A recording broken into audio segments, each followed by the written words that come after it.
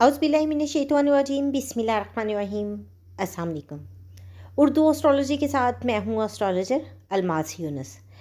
आज मैं आप लोगों के लिए जिस मैच की प्रेडिक्शन लेके आई हूँ उसमें आपको पता है कि पेशावर ज़ल्मी और कोयटा ग्लैडिएटर्स के दरमियान एक मैच होने को जा रहा है। मैच का टॉस हो चुका है और पेशावर ज़ल्मी ने वो टॉस जीता है। अगर हम उस टॉस टाइम के मुताबिक जायचा क्रिएट करते हैं, प्लेइंग प्लेस को देखते हैं और प्लेयर्स को जब हम देखते हैं तो बहुत सारी चीज़ों को मद्देनज़र रखते हुए हम प्रेडिक्शन बनाते हैं, जो कि मैं हमेशा आपसे कहती हूँ कि इल्म नजूम गैब का इल्म नहीं है, बल्कि ये सियारों का इल्म है। उसमें हमारी कहीं गलती कोताही की बिना पर सम टाइम प्रेडिक्शन गलत भी हो जाती है, लेकिन कोशिश मेरी यही है कि मैं आप लोगों के साथ अपना फुली नॉलेज जो है वो शेयर करूं।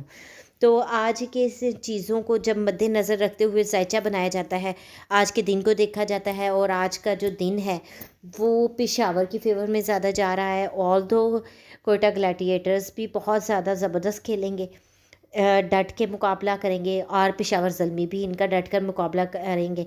लेकिन जब हम टॉस टाइम और चीज़ों को मद्देनज़र रखते हैं तो उसके मुताबिक हमारे लिए बहुत सारी चीज़ें जो होती हैं उनकी हम प्रेडिक्शन कर सकते हैं।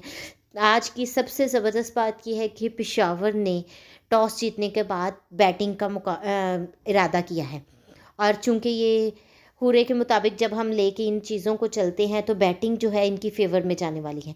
तो इससे मैं ईज़िली इस चीज़ को प्रेडिक्ट कर सकती हूँ कि आज का मैच पेशावर ज़ल्मी के हक़ में जाएगा।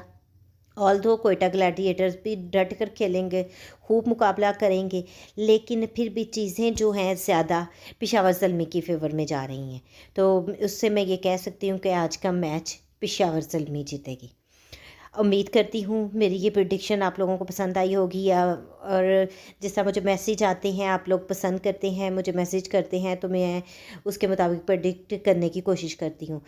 ठीक है, अब मैं आप लोगों से इजाज़त चाहूँगी। अगर वीडियो पसंद आई हो तो इसको लाइक ज़रूर कीजिएगा, शेयर भी कीजिएगा ताकि बाकी लोगों तक भी वीडियो पहुँच सके। इसके साथ ही इजाज़त दें। अपना और अपने प्यारों का बहुत सा ख्याल रखिएगा और दुआओं में याद रखिएगा। अल्लाह हाफ़िज़।